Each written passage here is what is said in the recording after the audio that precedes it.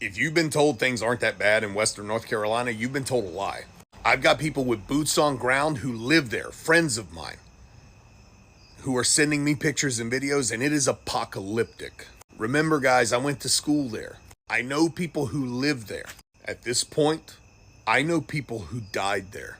Federal government is suppressing this information because it's too close to the election cycle for them to worry too much about this. That within itself should be enough to make you not want to see those people in power anymore. But I digress. I want to talk about the people and what they need, not who we vote for. Now, I've had the ability to go down there with volunteer groups and drive my truck and carry stuff, but people had the means of transportation. They just needed things to transport. So I just gave my money to those people and said, hey, load your trailer up fuller, load your truck up fuller.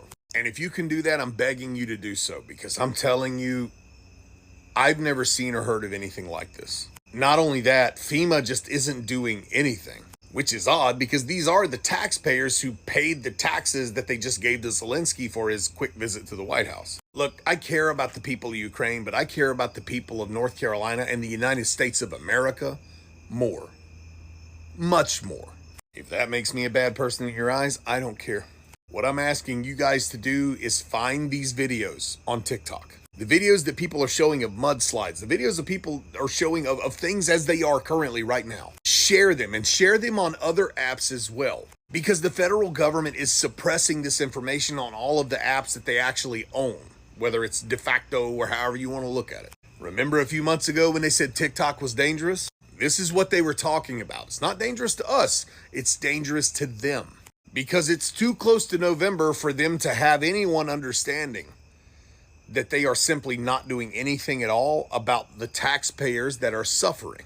It's honestly a friggin' shame that you gotta mention them as taxpayers, because that really shows you where we stand in the whole scheme of things. The bottom line is, when an app that is sponsored by a communist country gives you a greater amount of freedom of speech than your Facebook and your Instagram and all that, you might need to reevaluate what you think of the federal government, the people in power, and who you're going to vote for in November.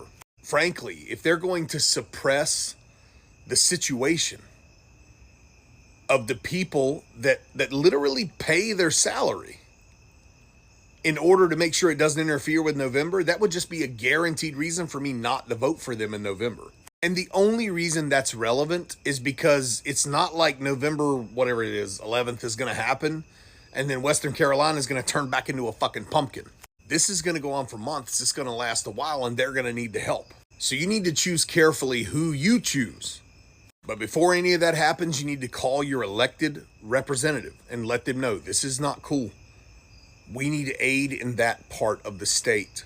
They pay their taxes. They do what they're supposed to do. Now you do what you're supposed to do. I'm just going to be honest with you. The bastard in the kitchen is not saying anything on here that I care much to hear. Moreover, shame on every single one of you government personnel, representative, Democrat, or congressman who has not gotten the government in high gear to take care of these people via FEMA routes or whatever. These people need help, and if I had tons of money, I would take care of it myself, but I can't. The one thing I can do is speak on a platform that was given to me by people because of my honesty and my integrity. So I'm putting this information out now. People need help, and the elected representatives that are in place are not handling things the way that they should.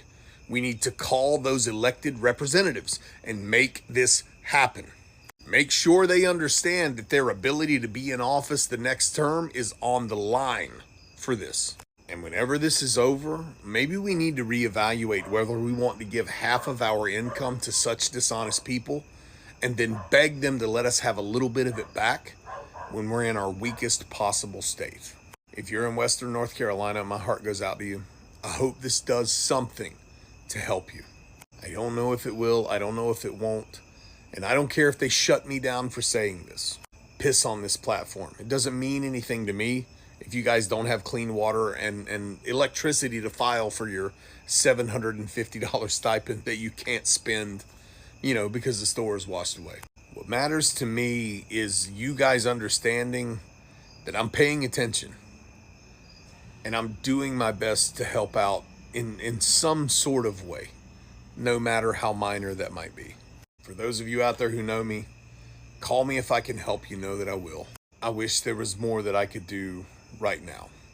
In time, maybe. I got some things in the pipeline, but I wish that there was more that I could do right this minute. And I'm very, very sorry that I can't.